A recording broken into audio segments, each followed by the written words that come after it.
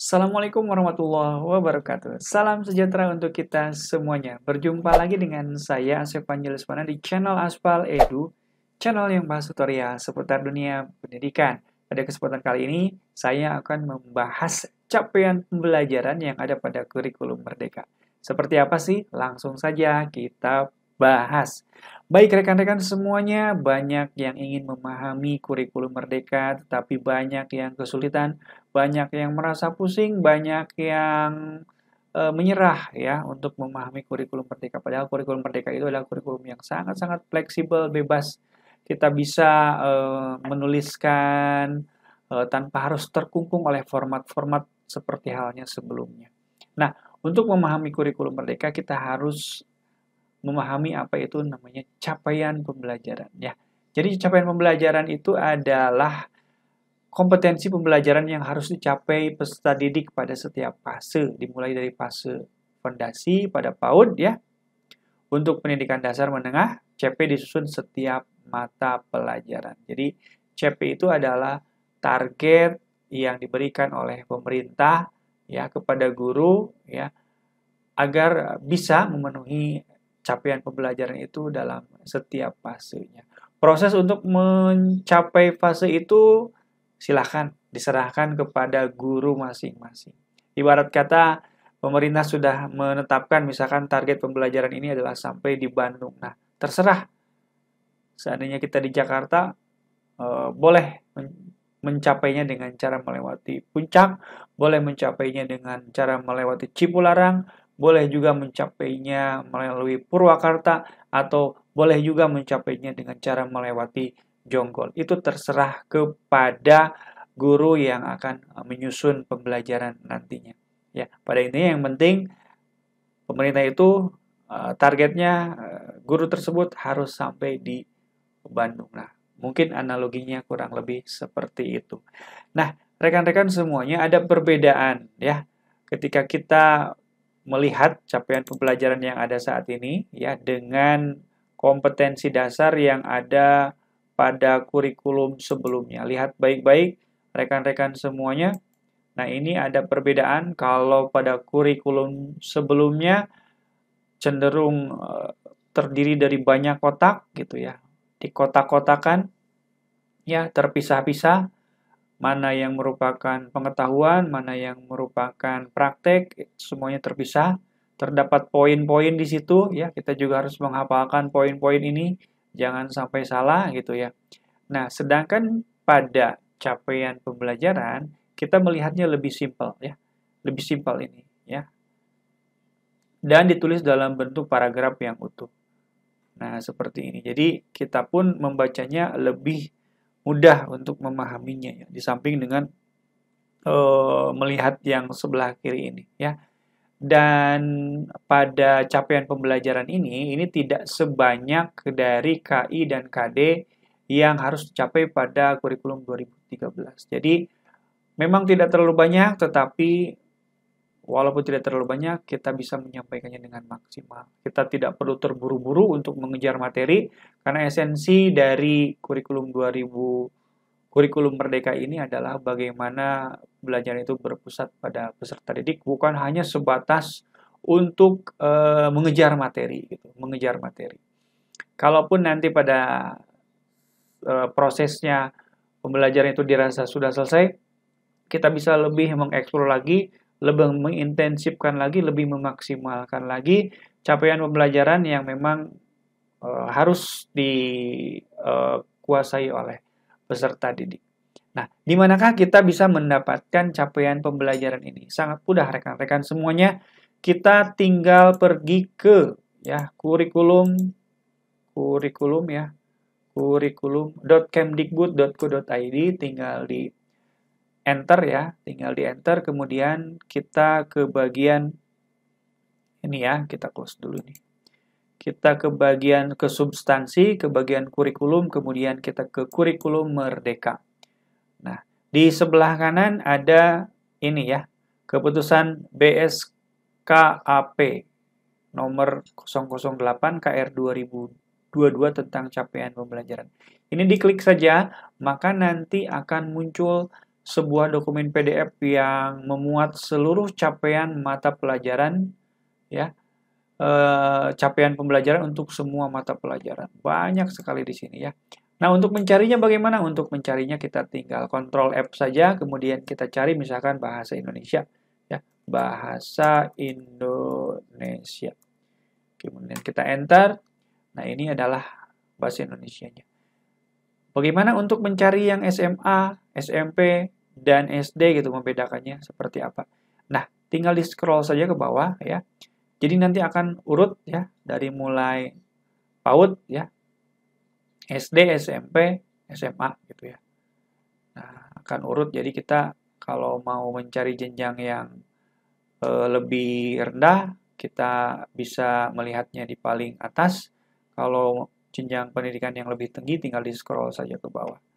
Ya, saya contohkan misalkan ini fase B ya. Tadi fase A itu untuk kelas 3. Kemudian selanjutnya pasti fase C ya.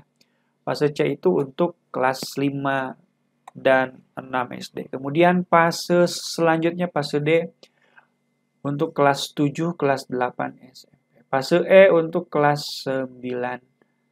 Maaf, untuk kelas 10, dan fase E untuk kelas 11 dan 12 SMA. Nah, di sini kita bisa melihat setiap fase memiliki elemen yang sama. Elemen itu adalah kompetensi yang muncul di semua fase ya.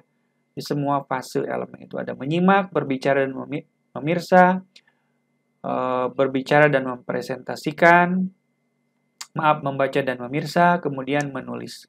Nah, pada elemen menyimak misalkan pada fase A ya, akan dilanjutkan ya, pemahamannya itu ya di fase yang selanjutnya, di fase B, sehingga terjadi sebuah proses yang menguatkan gitu. Jadi kalau contoh ya, contoh pada fase ini, pada fase A. Nah, menyimak itu awalnya peserta didik mampu bersikap menjadi pendengar yang penuh perhatian. Peserta didik menunjukkan minat pada tuturan yang didengar serta mampu memahami pesan lisan dan informasi dari media audio, teks oral yang dibacakan atau didengar, instruksi lisan, dan percakapan yang berkaitan dengan tujuan berkomunikasi. Ini pada fase A. Nah, pada fase B ini akan ditingkatkan lagi ya, dengan kurang lebih kata-kata yang hampir sama namun ditingkatkan lagi. Lihat baik-baik, kita akan scroll. Nah, ini lihat. Peserta didik mampu memahami ide pokok gagasan, suatu pesan, lisan, informasi, media, audio, teks. Nah, lihat baik-baik, kalau pada fase B ini ada ide pokok atau gagasan, pada fase A itu apa tadi? Nah, peserta didik mampu bersikap menjadi pendengar saja ya. Jadi menjadi pendengar, kemudian kalau yang kedua mah setelah menyimak itu mampu memahami ide pokok sebuah pesan. Nah, kita akan melihat di fase C. Nah, fase C apa? Peserta didik mampu menganalisis. Nah, kalau tadi menentukan ide pokok, kalau di fase C itu sudah menganalisis informasi berupa fakta. Nah, kemudian di fase D, kelas 7, apa lagi? Ternyata sudah meningkat lagi. Peserta didik mampu menganalisis dan memaknai informasi. Wah, jadi sudah selain menganalisis, kemudian memaknai. Nah, apa yang terjadi di fase F, di SMA? Nah, ini meningkat lagi. Peserta didik mampu mengevaluasi dan mengkreasi. Wow, sudah mengkreasi ya. Sudah mengkreasi informasi berupa gagasan, pikiran, perasaan. Naik lagi ke fase F, yaitu kelas 11 dan 12. Peserta didik mampu mengevaluasi berbagai gagasan dan pandangan berdasarkan kaidah logika berpikir dari menyimak berbagai jenis teks. Mengevaluasi sama ya, mengevaluasi. Nah, jadi terdapat peningkatan ya dari capaian pembelajaran yang tadinya sederhana, kemudian terus meningkat dan meningkat. Tetapi pada dasarnya sama, semuanya itu pada elemen menyimak. Nah, kurang lebih seperti itu. Jadi setiap jenjangnya itu ada peningkatan terus. Nah, yang ditargetkan oleh pemerintah dalam sebuah fase ya adalah ini. Jadi terserah, yang penting siswa di akhir fase ini sudah harus bisa ini. Sekarang gurunya terserah mau bagaimana ya, mau menerjemahkannya ke dalam tujuan pembelajaran atau alur tujuan pembelajarannya itu terserah gurunya. Makanya ya, nanti tugas dari guru itu adalah metakan dari capaian pembelajaran ini menjadi tujuan pembelajaran dan alur tujuan pembelajaran yang nantinya akan diubah menjadi modul ya, modul ajar atau RPP pada saat ini. Sehingga akan berbeda guru yang satu tujuan pembelajarannya seperti ini urutannya ya. Bunyinya pun bisa berbeda, nomor penomorannya pun bisa berbeda, tetapi tentu saja kekhasan dari skenario atau dari tujuan pembelajaran yang dimiliki oleh seorang guru tersebut tentu akan efektif karena sudah dipikirkan matang-matang dan guru tersebut sudah pasti memperhitungkan bahwa tujuan pembelajaran ini sangat cocok untuk siswa yang dia ajar karena dia yang paling tahu siswanya, dia yang paling tahu mana yang paling dulu harus diajarkan kepada siswanya ya. Lain halnya kalau tujuan pembelajaran ini atau perangkat yang dia susun ini diberikan kepada guru yang lain. Mungkin guru yang lain tidak bisa menerjemahkan atau menggunakan tujuan pembelajaran atau perangkat itu secara efektif seperti guru yang membuat. Makanya kunci dari Merdeka Belajar adalah silahkan membuat sebuah pembelajaran yang sesuai dengan karakteristik peserta didik yang diajar oleh Anda. Nah, namun meskipun guru-guru dituntut untuk bisa kreatif untuk menyusun perangkat ajarnya sendiri, menyusun pembelajarannya sendiri, namun pemerintah untuk implementasi kurikulum Merdeka ini tetap memberikan kebebasan, memberikan pilihan kepada guru-guru di Indonesia. Ya, ada 3 pilihan yang bisa dilakukan. Ya, yang pertama adalah mandiri belajar, yang kedua mandiri berubah, yang ketiga mandiri berbagi. Ya, apa itu mandiri belajar? Mandiri belajar di mana guru-guru di sebuah sekolah itu menggunakan perangkat yang sudah disediakan oleh pemerintah tanpa harus mengubahnya. Silahkan pakai saja, itu lebih mudah mungkin untuk sebagian guru. Ya, ada juga yang namanya yang kedua mandiri berubah. Ada guru-guru yang memang merasa ada yang harus diubah dari perangkat yang sudah ada untuk menyesuaikan dengan karakter peserta didik yang ada di sekolahnya. Silahkan, itu juga bisa dilakukan. Dan yang ketiga, bisa juga dengan cara mandiri berbagi. Mandiri berbagi ini tentu saja dari capaian pembelajaran yang ada, guru akan mendesain ya sebuah alur tujuan pembelajaran, modul ajar yang sesuai dengan karakteristik peserta didik yang dia ajar sehingga pembelajaran pun nantinya akan lebih efektif dan tentu saja siswa pun akan lebih efektif dalam menerima pembelajaran. Jadi itu ya. Itu yang dinamakan dengan capaian pembelajaran. Singkat, sederhana, mudah. Jadi jangan terlalu ngawang-ngawang, jangan terlalu pusing dengan capaian pembelajaran sesederhana itu.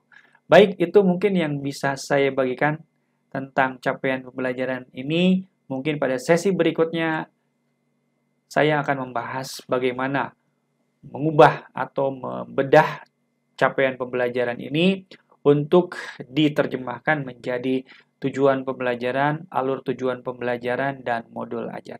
Itu saja yang bisa saya bagikan pada kesempatan kali ini. Mudah-mudahan ada manfaatnya. Sampai jumpa lagi di tutorial-tutorial selanjutnya. Wassalamualaikum warahmatullahi wabarakatuh.